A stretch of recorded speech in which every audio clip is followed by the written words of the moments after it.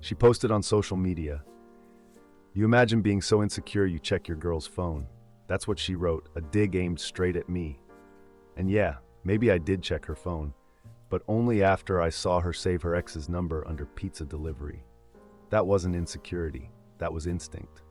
My name's Aaron, I'm 31, and for the last year and a half, I thought I was in a solid relationship with Qley, 28. We moved in together about 6 months ago into my apartment. My name on the lease, my furniture, my bills. Things felt good, or at least I thought they did. Everything changed on a random Tuesday night. She was in the shower, her phone buzzing on the nightstand. At first I ignored it.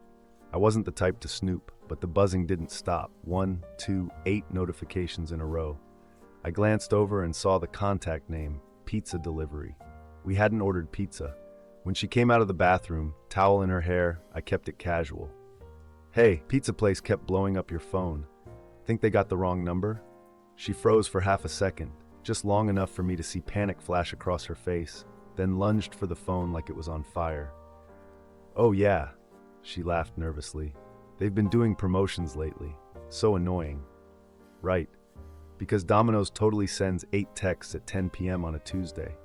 I brushed it off at first. Maybe I was overthinking, but then Thursday came around. Qley said she was going to her friend Rachel's place for a wine night. No big deal. Around 9 o'clock, I realized I needed to transfer her part of the utilities, so I called her. No answer. Texted. No reply. Minutes later, my neighbor Zach texted me. Yo, just saw Qley getting into some guy's car. Everything cool? My stomach dropped. I looked out the window. Her car was still in the parking lot. When I called again, she picked up, sounding breathless. Hey babe, sorry, we're watching a movie. Funny, I said. Zach just saw you getting into some guy's car. Pause. Then, oh yeah, that was Rachel's boyfriend. He gave me a ride. Rachel had been single for 2 years.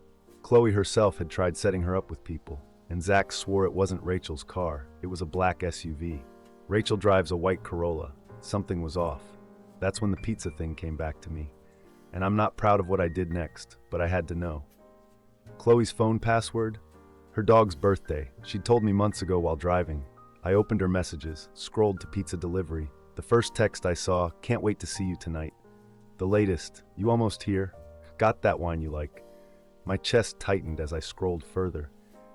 3 months of messages. Last night was amazing. Delete these after you read. Your boyfriend seems clueless. Lol. Pizza delivery wasn't pizza.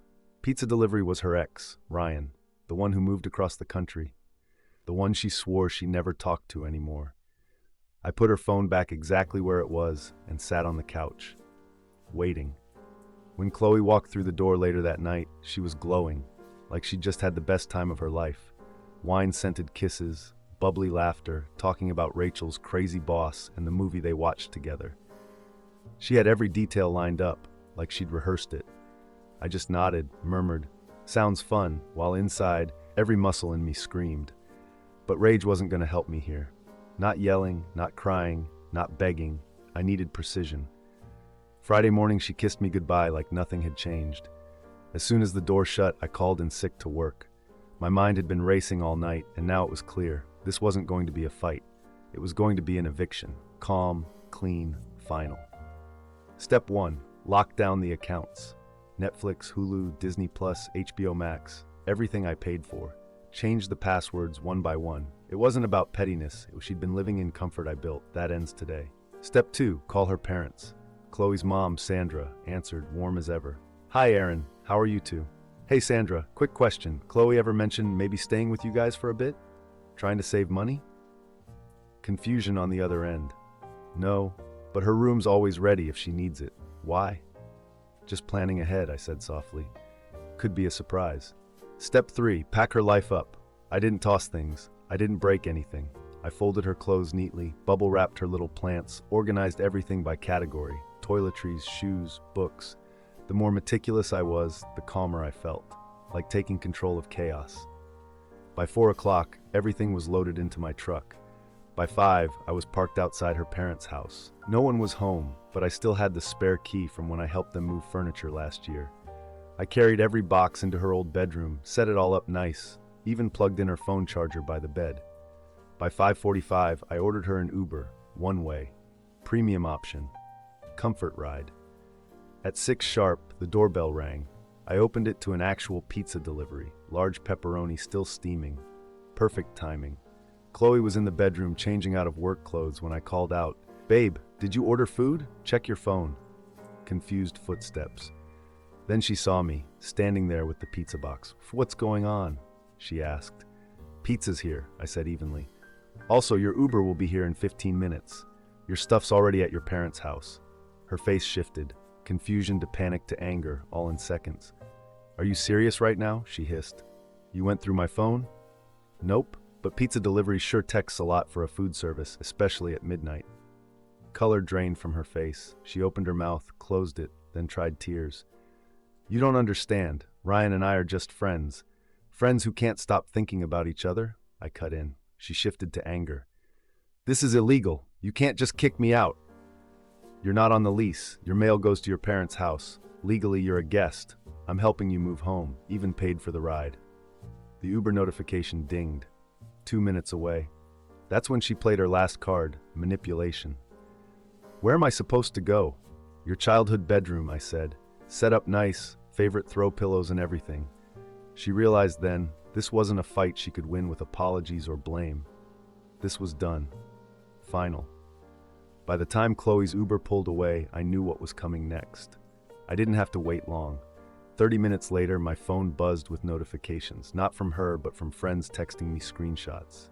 "You imagine being so insecure you check your girl's phone. Can't stand controlling men who don't respect privacy. Escaped a toxic relationship today. Wish me luck." Her posts were everywhere. Instagram stories, Facebook updates, even Twitter threads. Suddenly, I was the villain in her carefully crafted narrative. The abusive boyfriend who threw her out on the street with nothing but the clothes on her back. Except I'd packed every single item she owned, drove it to her parents' house, and even set up her room with her favorite pillows. But facts didn't matter to her right now. Only attention did. Saturday morning, my phone rang. It was her dad, Mark, a straight-talking guy I'd always respected. "What the hell happened, Aaron?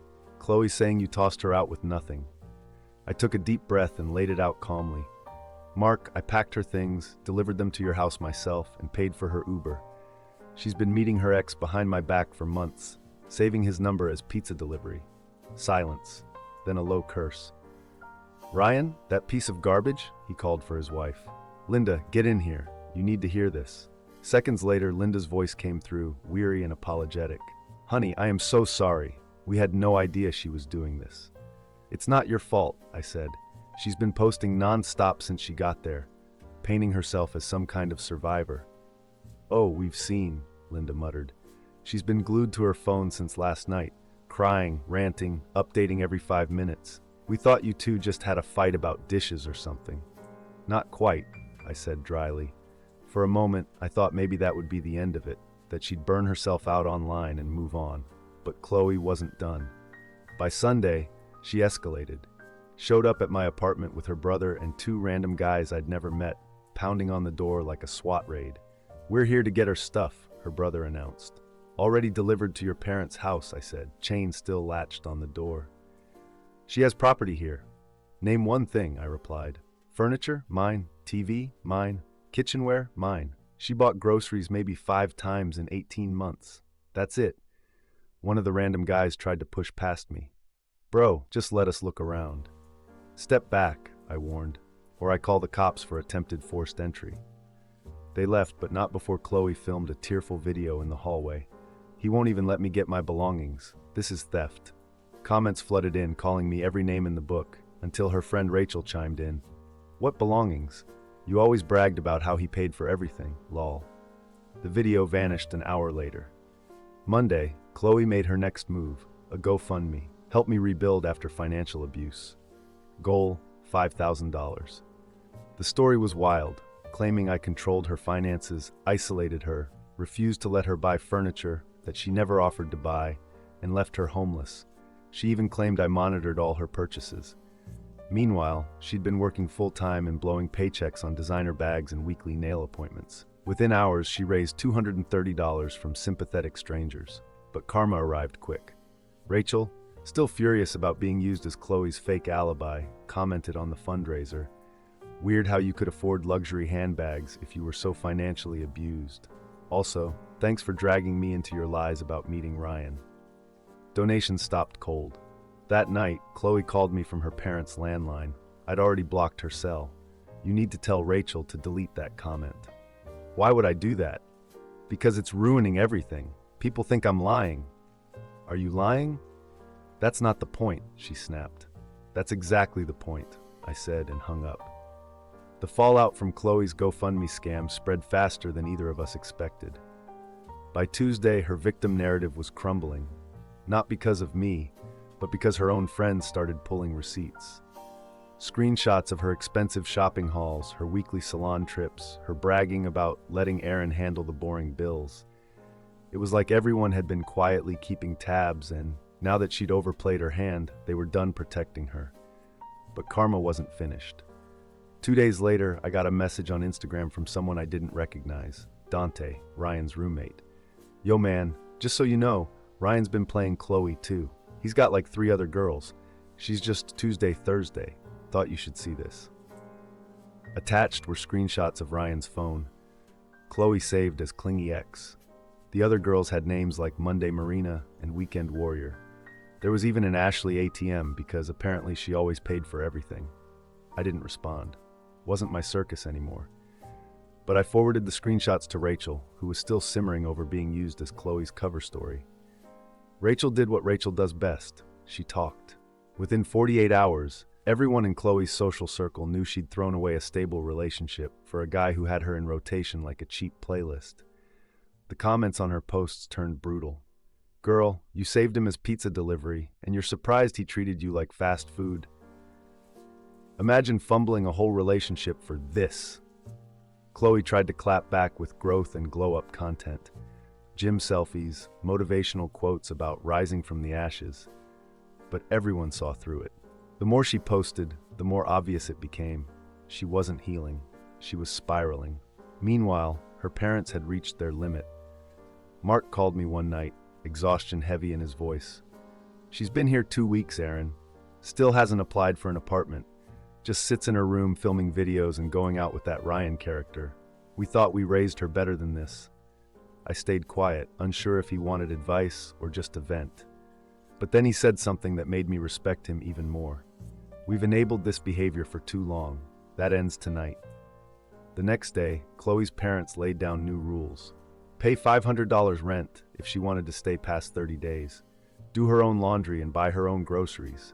Be home by midnight. No overnight guests, and absolutely no freeloading off their utilities. The meltdown was immediate. Qley's posts shifted from calling me toxic to calling her parents toxic. Imagine being kicked while you're down by the people who raised you. Some parents only love you when you're perfect. Linda, her mom, finally snapped and commented, "You're 28. Time of need is cancer, not consequences." That single line got more likes than Qley's entire post. And then came the final twist. Ryan dumped her. Apparently, even pizza delivery had a drama limit. Qley filmed herself crying outside his apartment at 2 a.m, mascara streaked, sobbing into her phone. The caption, "When you find out you were just an option." The comments were savage. You thought he was exclusive while you were cheating on your boyfriend? Wild. Fast food karma. It was the moment everyone had been waiting for, the perfect symmetry. She'd cheated for a man who saw her as disposable, and now she was standing in the cold, realizing she wasn't anyone's main course. 2 weeks after the Ryan fiasco, my life had settled into something I hadn't felt in months. Quiet.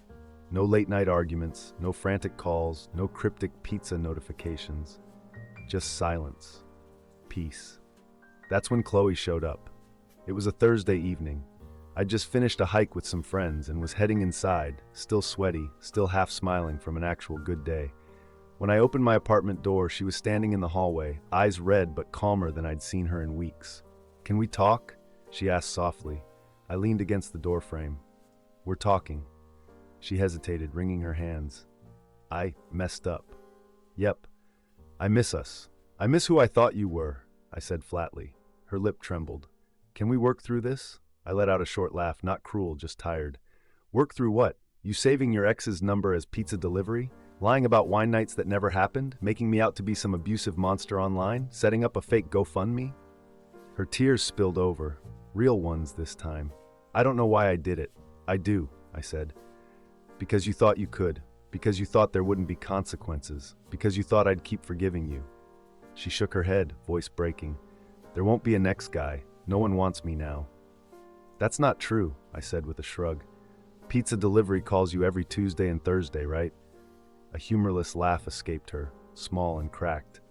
He blocked me, said I was too much drama. The guy who had you saved as clingy ex thought you were too much drama? I raised an eyebrow. That's poetic.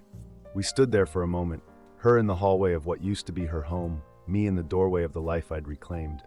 Finally, she whispered, I really did love you. I shook my head. No, you loved what I provided. Stability, bills paid, streaming services, a place to live. That's not love.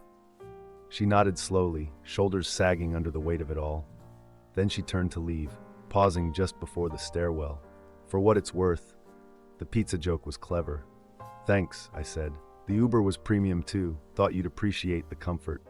I cried the whole way there, she murmured. Should have thought about that before texting pizza delivery, I replied. She left without another word. No threats, no final scream, no dramatic exit, just gone. A week later, her parents told me she'd moved to another city to live with her aunt. Fresh start, new job, new everything. I wished her well silently. Not because I wanted her back, but because I wanted her gone in peace. My apartment feels different now, cleaner, calmer. I started seeing someone new, a woman from my hiking group. She has her own Netflix account, saves her ex under his actual name because they co-parent. Total opposite of Qley, and that's exactly what I need. Qley's social media, still motivational quotes, still new me, new city. But no accountability, and that's fine. That's her journey, not mine. Last week, Ryan texted me of all people asking if I knew Qley's new address. Apparently, she'd left some stuff at his place. I texted back, try Pizza Hut. I hear they deliver anywhere. Then I blocked his number. Some bridges deserve to burn. Life's good when you don't have to check if pizza delivery is actually pizza. Highly recommend it.